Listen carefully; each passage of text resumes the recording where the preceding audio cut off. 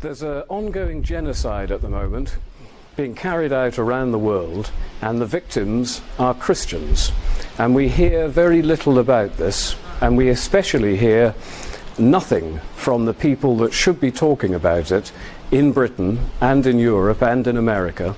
None of the high command of the Western churches, the Western Christian churches, are prepared to actually talk about it. The Vatican has mentioned that we are looking at 100,000 Christians murdered for their beliefs every year around the world. So over a 10-year period, that's 1 million Christians who have been murdered. And we hear nothing, or next to nothing, about it. Now, when you talk about 1 million people, that's genocide.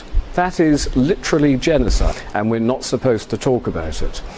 And what's happening now in the Middle East, with Barack Obama intent on putting arms and money into the rebels in Syria, is one of the most wicked things that could possibly be done, because we know what's going to happen when or if the rebels win. If Assad is toppled, 10% of the population in Syria are Assyrian Christians, Syriac Christians.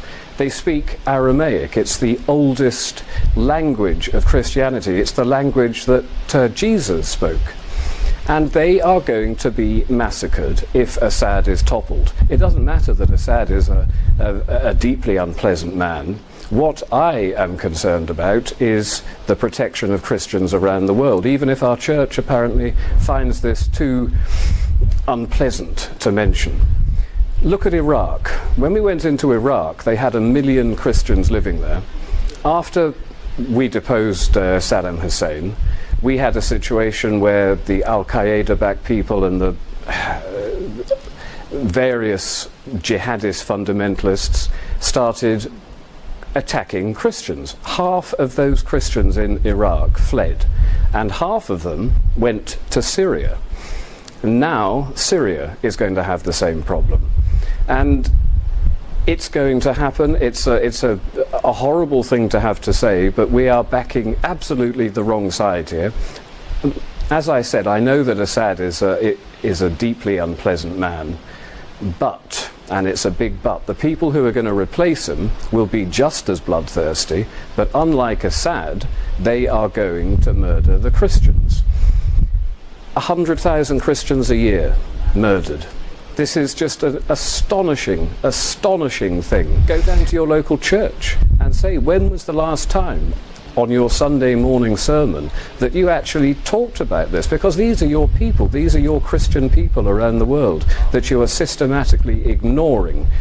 And you have to talk about it. We all have to talk about it, because it's not going to stop. It's been going on for 1400 years.